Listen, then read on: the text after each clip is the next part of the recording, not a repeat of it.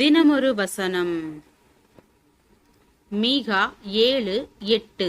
என் சத்துருவே, எனக்கு விரோதமாய் சந்தோஷப்படாதே. நான் விழுந்தாலும் எழுந்திருப்பேன். நான் இருளிலே உட்கார்ந்தால் கர்த்தர் எனக்கு வெளிச்சமாயிருப்பார். வீழ்ச்சியின் வடிவங்கள் பல விதங்களில் இருக்கலாம். ஆனால் அவைகள் வாழ்க்கையில் சகஜம். விழுந்து விடுகின்ற அல்லது தோல்வி அடைகின்ற நேரங்களில் இனி நாம் எழும்ப முடியாது அல்லது இனி வெற்றிக்கு வாய்ப்பு இல்லை என்று முடிவு செய்துவிடக் கூடாது. நம்முடைய மனதின் முடிவுகளை பொறுத்தே விளைவுகள் அமையும். பிரச்சனைகள் வரும்போது என்னால் அதனை சந்திக்க முடியாது என்று முதலிலேயே முடிவு செய்யக்கூடாது. துன்பங்கள் வரும்போது இதை என்னால் சகிக்கவே முடியாது என்று எண்ணிவிடக் கூடாது. எண்ணங்களில் பலம் குன்றினாலும் வாழ்க்கையே பலமிழந்து போகும். விழுந்தால் இன்னும் எழும்ப முடியும். பிரச்சனை வந்தால் சந்திக்க முடியும். துன்பம் வந்தால் சகிக்க முடியும். இப்படியாகத்தான் எண்ணங்கள் இருக்க வேண்டும். எந்த சூழ்நிலைகளின் வழியாக நாம் பயணம் செய்ய நேரிடுகிறதோ அந்த சூழ்நிலைகளை சந்திக்க தேவையான கிருபையை தேவன் அப்போது அருளுவார்.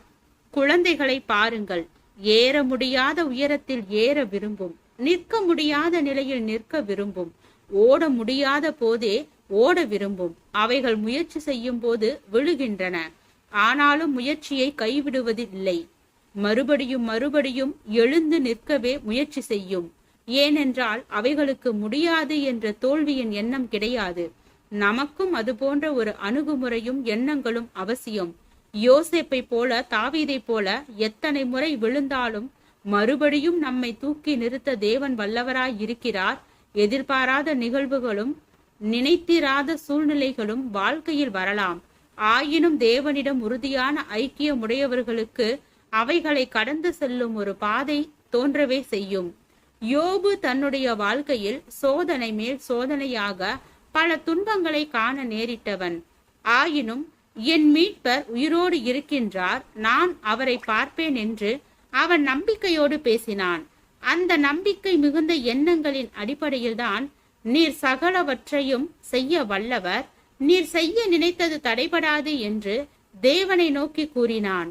எனவே எல்லாம் முடிந்துவிட்டது போன்றதொரு சூழ்நிலையிலும் புதியதொரு வாழ்வை கண்டான். ஜெபம். தேவனுக்கு ஸ்தோத்திரம். தேவனே, நாங்கள் எங்களுடைய வாழ்க்கையில் எல்லா சூழ்நிலைகளையும் கடந்து சிறப்பான ஒரு வாழ்க்கையை வாழ உதவும் உம் கிருபைக்காக நன்றி. ஆமென்.